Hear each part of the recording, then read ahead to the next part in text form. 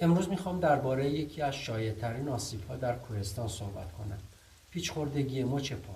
این اتفاق میتونه برای خودمون یا افرادی که همراهمون هستن بیفته. سلام و عرض ادب. من صلاح الدین هستم. به کانال من خوش اومدید. هدف ما اینه شما چه در کوهستان چه در طبیعت همیشه آماده باشید و بتونید شرایط اضطراری و درست و علمی مدیریت کنید. از اونجایی که بارون داره میباره و امکان بیرون رفتن نیست، تصمیم گرفتم که این آموزش رو در داخل چادر اجرا کنم. این دقیقاً همون شرایطیه که ممکنه برای هر کسی در کوهستان پیش بیاد. یکی از شایع‌ترین آسیب‌ها در کوهستان پیچ‌خوردگی مچ پاست. این شایعه معمولاً به خاطر زمین‌های ناهموار، سراشیبی‌ها، پریدن روی سطوح نامناسب یا حتی خستگی عضلات اتفاق میفته. کفش نامناسب و توزیع نامتعادل بار کوله پشتی هم میتونه احتمال آسیب رو بالا ببره. خیلی کوتاه بگم، پیچ‌خوردگی در واقع آسیب به رباط‌های اطراف مچ پاست. رباط‌ها مثل طناب‌هایی هستند که مفصل رو ثابت نگه می‌دارن. وقتی مچ پا ناگهانی به سمت داخل یا بیرون میچرخه، این رباط‌ها بیش از حد کشیده یا پاره میشن و درد و تورم ایجاد میکنن. یه نکته مهم، کسانی که قبلا سابقه پیچ‌خوردگی مچ پا داشتن بیشتر در معرض آسیب دوباره هستند، چون رباط‌ها ممکنه شلتر شده باشن و کنترل عضلات مچ کامل بر نگشته باشه. خب اول ببینیم چه علائمی داره. معمولا درد ناگهانی، تورم، کبودی و محدودیت حرکت رو میبینیم. حالا شاید بپرسید چطور بفهمیم فقط پیچ‌خوردگیه یا شکستگی هم هست. اینجاست که تست 4 قدم به کار میاد. اگه فرد نتونه 4 قدم برداره، احتمال شکستگی وجود داره.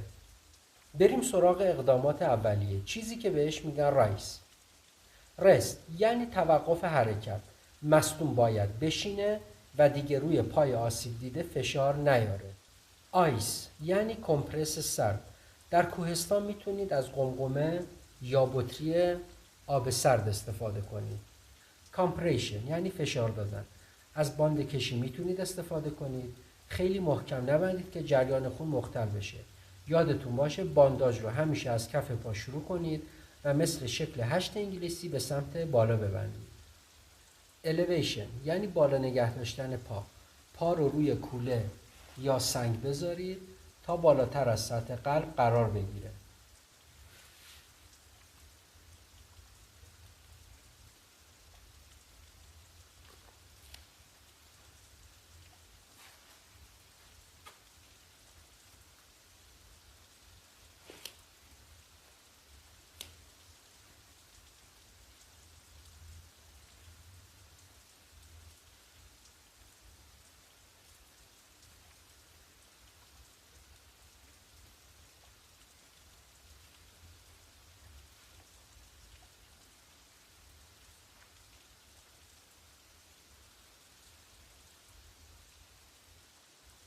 آتل بندی. بعضی مواقع با توجه به شدت آسیب نیاز داریم پا رو ثابت نگه داریم. برای این کار از آتل استفاده میکنیم. 2 تیکه چوب کوچیک یا اگه باتوم داریم 2 طرف مچ پا قرار میدیم و با بند کوله یا هر چیزی که همراهتونه محکم ببندید. یادتون باشه 1 لایه بین آتل و پوست برای جلوگیری از آسیب بذارید. برای بستن آتل شما باید باند یا طناب رو در 3 نقطه اصلی کف پا، مچ و ساق ببندید. یک نکته مهم، با توجه به شدت آسیب که نیاز به تثبیت کامل کف پا دارید، یک پارچه، لباس یا هر چیزی که میتونید ازش استفاده کنید رو مثل شکل یو از زیر کف پا رد کنید و به سمت بالا بیارید. من از پیرنم استفاده میکنم و بهتون نشون میدم. آتل رو روی همون پارچه یا پیرهنی که گذاشتیم ببندید. این کار باعث میشه پا ثابت و حرکت اضافی نداشته باشه. این روش رو بهش میگن روش یو شکل. همونطور که قبلا خدمتتون توضیح دادم، شما پیرهنتون رو یا هر چیزی که همراهتونه به این شکل در میارید مثل حالت نواری و بعد اونو از کف پا مثل شکل یو رد میکنید و به سمت بالا میارید و شما آتل رو روی همون پارچه یا لباس میبندید. و همونطور هم که قبلا خدمتتون توضیح دادم، نقطه هایی که شما باید گره بزنید باند یا تنابو 3 نقطه بودن: کف پا، مچ و ساق که من الان خدمتتون نشون میدم.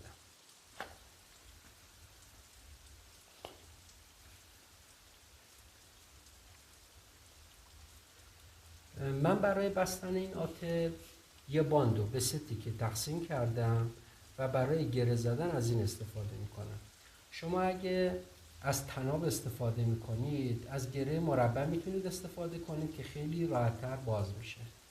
خب رول اولو که برای کف پا بود خدمتتون عرض کردم.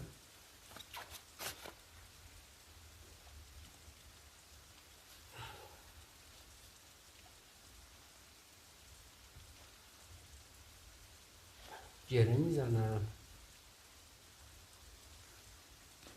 فقط دوستان در نظر داشته باشید شما گره رو روی پوست نزنید، گره رو روی باتوم یا همون پیرن چیزی که زیرش گذاشتید حتما بزنید. رول دوم برای مچ پاست. اینم بازش میکنید.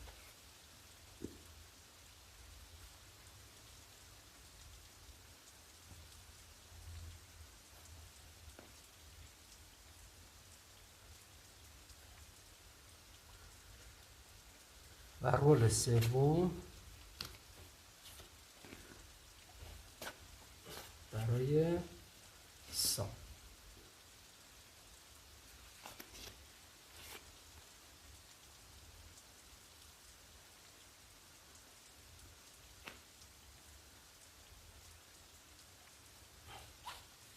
الان آتل ما آماده است و پای ما رو ثابت نگه داشته. روش یو شکل همیشه لازم نیست. بیشتر برای موارد شدید استفاده میشه. وقتی مشغول به شکستگی هستیم یا مسیر طولانی برای انتقال مصدوم پیش رو داریم از این روش استفاده میکنیم. حالا سوال مهم: آیا کفش کوهنوردی رو از پای مصدوم در بیاریم یا نه؟ در منابع پزشکی کوهستان توضیحات مختلفی ذکر شده، اما در یک نگاه کلی اگه آسیب تازه باشه و تورم شدید نشده بهتره کفش کوهنوردی رو در بیارید.